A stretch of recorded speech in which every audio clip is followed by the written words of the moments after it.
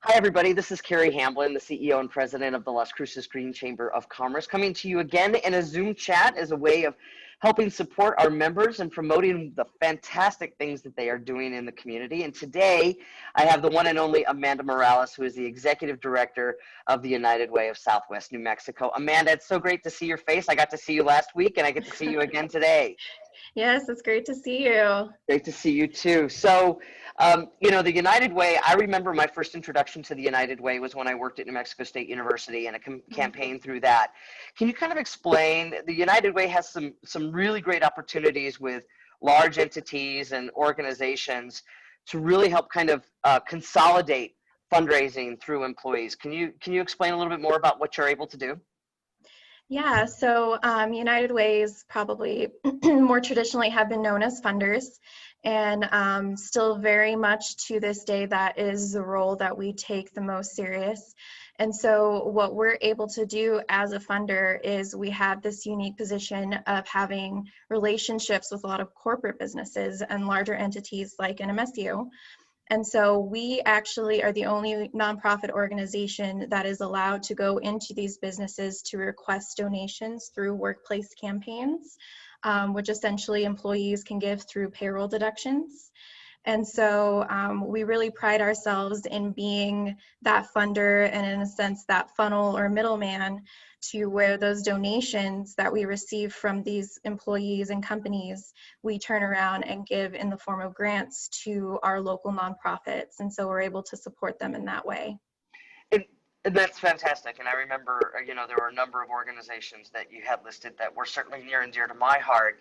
And so it's and folks are able to, if I'm correct, are they able to direct where they want their United Way money to go when they make their contribution? That's always an option for any donor. They're able to designate their money to a specific nonprofit if it's somebody that they continually volunteer with, or maybe just a specific cause that's near and dear to their heart. That's always an option. Mm-hmm. So COVID, though, has kind of changed the landscape for you and for many nonprofits during this time. How has it impacted you? So COVID, of course, like many other organizations, we did have to shut down for a little while. And so currently our office is closed. But we've had to do like other organizations. Meetings are now virtual.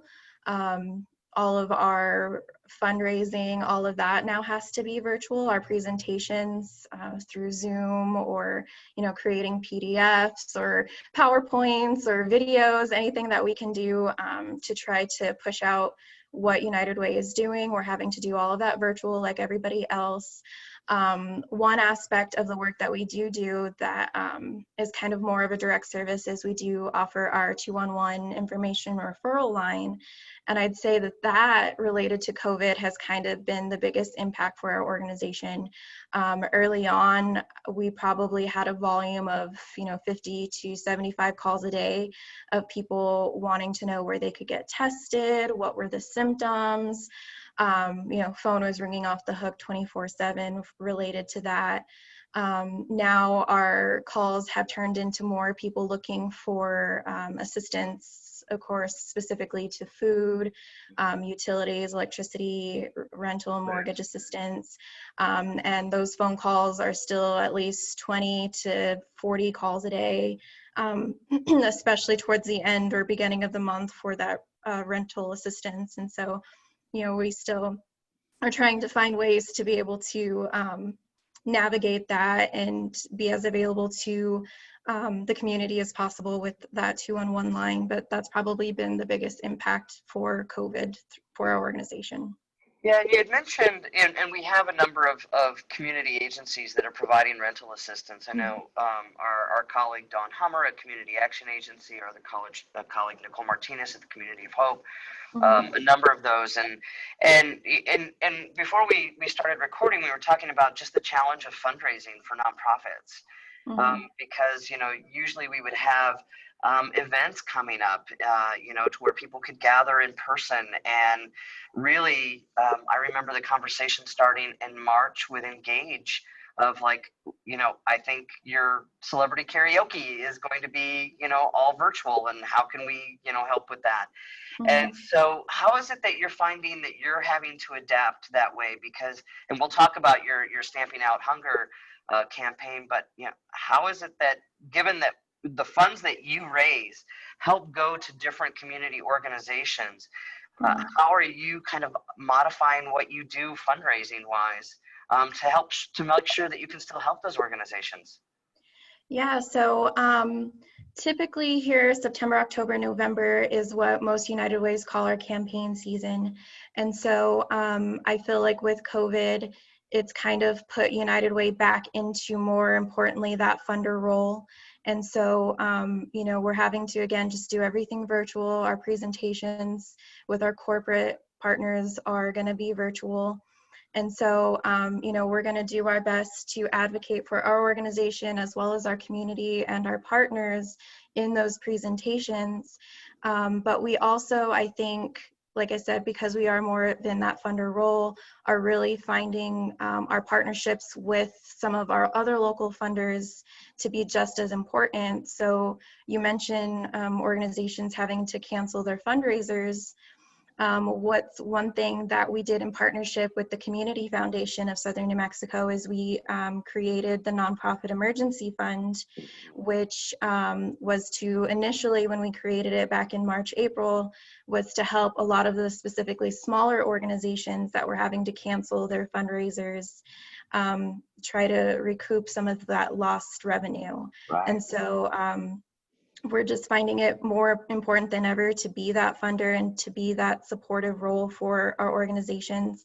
And it's because of those partnerships like with the Community Foundation that we're able to do that. And I am not surprised, but I am overwhelmed at how generous our community is. Mm-hmm. Yes. It's absolutely incredible. And so your Stamp Out Hunger campaign, when I saw the email on it, I was like, we need to talk about this and let people know. So tell me a little bit about the Stamp Out Hunger campaign that you've got going on right now. And for those of you that are watching, the information will be below on how you can help the United Way, really help those who are needing food right now. Yeah, so the Stamp Out Hunger donor drive kind of came out of the fact that we ourselves had to cancel an event back in May. Every year in May, we partner with the National Association of Letter Carriers and our local post offices to put on a community-wide food drive. And so some people who are watching this may remember each year towards the end of April, May, you get a bag in the mail and we ask you to put non-perishable food items in that bag and leave it by your mailbox. And so each year that event has grown. Last year we collected over 45,000 pounds of food. And so with us having to cancel that event, we knew that our local food pantries were going to need more assistance now more than ever.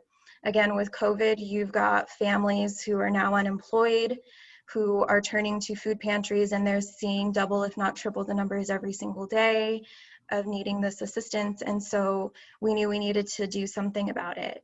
And so what we decided to do was create an online fundraising effort to try to raise funds so that this money can turn around in the form of grants to those local food pantries that typically would be picking up food that day. Mm-hmm. And what's so important about the timing of this food drive is that it's always specifically in May, because you have food pantries that their shelves are starting to be empty. They were full from the holidays. People are very giving during the holidays. You have turkey drives, you have all of these things happening around Christmas. And so we always had this event in May to try to restock those shelves, because then you now have kids that are out of school, where they were always consistent about getting that food while they're at school. So now it's summer, where are they going to get this food now? Right. So we really just wanted to find a way to be able to support those local food pantries, and being a funder, this is the way we saw we could do it. Well, I think that's fantastic, and the fact that you're stepping up as you typically do is to help, and we're all figuring out how to do these things because of COVID, and figuring out kind of our new normal, Mm-hmm. and and especially since kids are home because of remote learning. the schools are doing their best to try and provide lunch during the day. But we've got working parents, and we've got folks who are, hoping that their grandparents can help with remote learning and then going and getting food. So this is really a very important cause, to make sure that people don't go hungry in our community and the food pantries. So we're talking about Casa de Peregrinos, or what others are we talking about? Yeah, so Casa Peregrinos has actually been a really large partner of ours because they are a larger food pantry, specifically here in Las Cruces. They have kind of taken more of a leadership role and a partnership role with us to really provide assistance to those smaller nonprofit organizations. And so they've been very generous in helping us really hand out the food more than anything. They only take what's not collected at the end of the day. So they've been very unselfish about the whole process as well. And they've been a great partner. Yeah, that's fantastic. And so this goes through the end of September, so September 30th. Mm-hmm. And we'll have the information below, and you'll also see this information if you follow the United Way on Facebook. You'll see the link, the link there in the text. You can go ahead and follow that. And we always encourage, given that we're really focusing a lot on social media, to use the benefit of the interwebs and share that out on your pages, so that other people can see what's going on and what the great work is that's happening there at the United Way. And Amanda, thank you so much. We'll be talking again for sure about other things that we're doing, but I appreciate your time today and taking that time to talk with me.